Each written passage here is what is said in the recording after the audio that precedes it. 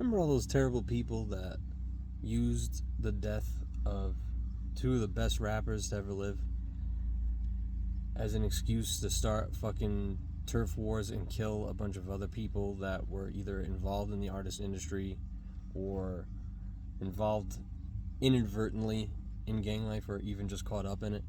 Remember that?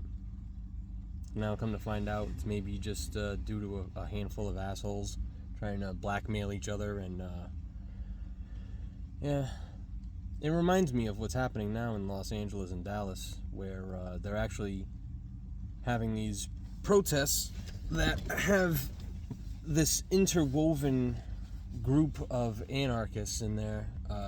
We'll call them anarchists for now because we've yet to prove that they're agents of government and state. There are some state programs or companies and private sector stuff that, you know, they're bought with federal contracts, including the weather modification stuff, which is why it's tougher to research because they don't have to make somebody's private company public that can stay private without having to be classified. Because you can then FOIA that, and if they, I think it's something about if they send something back saying that there's nothing there,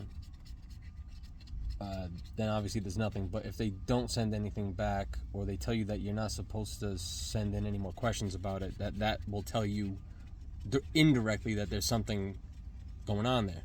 That's how a lot of the different reports that you're hearing about UFOs and black sector operations and all that stuff is kind of getting like leaked out now. But what most people aren't grasping is how bad the situation is because of where they want to lead all this shit.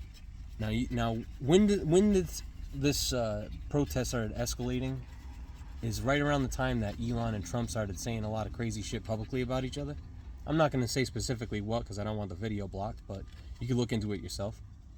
And of course, Elon came out with a black eye, which made it extra disturbing. So we started looking into it, and there was a fist fight, by the way, in the White House.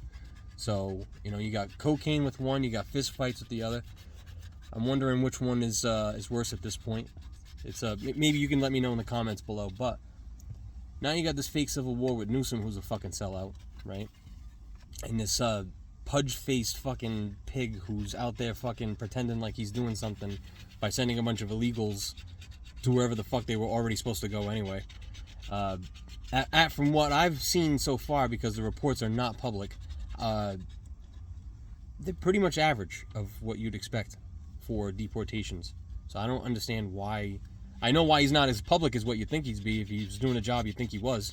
But anyway, so they're trying to pull all this crap. Meanwhile, if I understand correctly, and someone can correct me on this if they like, it's either the executive branch specifically or a body that's connected to the White House in some way is trying to centralize all of the United States citizens' information from every sector of the federal government, including the IRS, and I would imagine it has to do with any program that they found that they could do this with, which is why Elon is probably now going to start, which he did say this publicly, that he wants to side with Republicans now and fund them. He actually wants their information. He wants to be able to be allowed into their computers, that way he can harvest this for the AI, because they want the AI to take over the world. That's what transhumanism is. They believe that the AI is so much better than us that it will decide for us what our lives should be. And in that, we will get paradise. And I'm not playing, that's what they believe. It's worse than Scientology because it's based on scientific fact that they have AI that is smarter than people now. You all know it because you all use it every day. So, if that's the case, you start giving these things nukes, which is what they want to do next, you're going to have a lot worse shit to deal with than what I'm trying to tell you about now. So, the time to pay attention is now. And if you want a riot to end, the peaceful protesters need to stand with the police and attack the attackers. Because the private citizens that are staying at home aren't going to do shit. Except hope to survive whatever the hell comes next. Jay, the usual out for now.